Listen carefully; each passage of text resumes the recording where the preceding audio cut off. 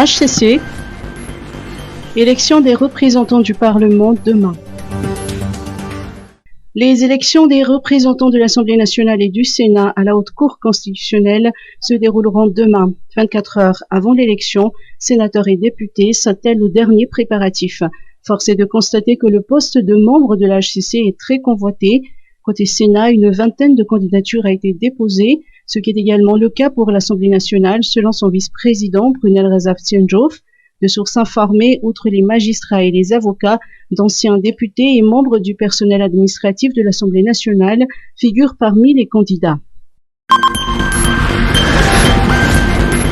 Région Bouin, renforcement des mesures sanitaires. La région Bouin renforce les mesures pour endiguer la propagation du coronavirus. Le préfet de Mahazang a décidé la fermeture des écoles, des universités et des centres de formation jusqu'au 6 avril prochain et la circulation est strictement réglementée à partir de 22 heures. Les bureaux des services publics et les entreprises privées doivent fermer à 16 heures et les bars et restaurants à 21 heures.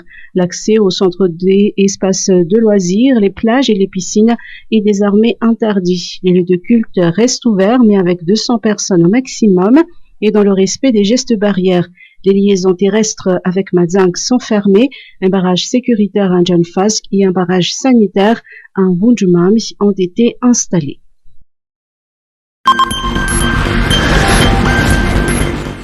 Saradi, organisation de 3 vols de rapatriement. Suite aux restrictions concernant la fermeture des frontières, la compagnie Saradi annonce programmer 3 vols de rapatriement avec l'autorisation préalable de l'ACM et du ministère du Tourisme, des Transports et de la Météorologie.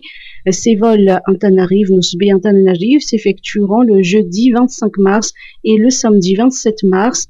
Un autre vol est prévu le lundi 29 mars qui reliera Nousbé Antananarive, mais sous réserve de l'évolution de la situation et des autorisations des autorités locales, sachant que le président de la République a annoncé la fermeture des frontières à partir du 27 mars 2021. Les passagers sont tenus de respecter les mesures sanitaires, notamment la présentation d'un test PCR négatif réalisé moins de 72 heures avant le vol. La fermeture des frontières figure parmi les mesures annoncées par l'État afin d'endiguer la propagation du coronavirus. Ces dernières 24 heures, Madagascar a enregistré 6 décès, 66 nouveaux cas de contamination sur 597 tests réalisés et 79 cas de guérison. Lutte contre les trafics illicites, mise en place d'une brigade canine. Dans le cadre de la lutte contre les activités criminelles, dont le trafic de drogue, de ressources naturelles et d'espèces protégées, la Direction générale des douanes, avec le soutien du gouvernement japonais et l'Organisation internationale pour les migrants, met en place sa première brigade canine pour la détection de ces substances illicites aux frontières. Le directeur général de la douane nous apporte plus de précisions. Nous prévoyons dans notre plan stratégique plusieurs projets, y compris la mise en place de la présente brigade canine, pour rattraper le tir et accentuer cette mission. Certes, la douane a prouvé à bien des égards ses performances en termes de mobilisation et sécurisation des recettes, mais le trafic illicite persévère et engendre des pertes de revenus colossales, d'autant que Madagascar est supposé être, depuis quelque temps, plaque tournante du trafic des drogues dures. Des efforts ont été déployés, mais les résultats ont été proportionnels à nos moyens.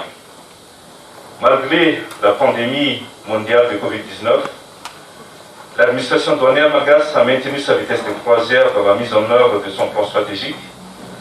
La majorité de nos 31 projets de modernisation sont actuellement entamés. Le gouvernement et le peuple japonais ont financé ce projet à hauteur de 90 054 $ dans le cadre du projet Réponse aux activités criminelles émergentes et autres menaces maritimes à Madagascar ou REACT Madagascar. Et je suis particulièrement ravi de participer à l'événement d'aujourd'hui qui marque officiellement la mise en place de la première brigade canine au sein des douanes madagascaines. Cette brigade canine constitue une réponse ciblée constituant appuyer tangiblement le développement de capacités de contrôle aux frontières afin de mener à bien la lutte contre les activités criminelles telles que le trafic de drogue ou l'exploitation illicite de diverses ressources naturelles. La brigade canine dispose actuellement de 7 chiens de détection et de 14 maîtres chiens qui ont reçu leur certificat ce jour à Nancy.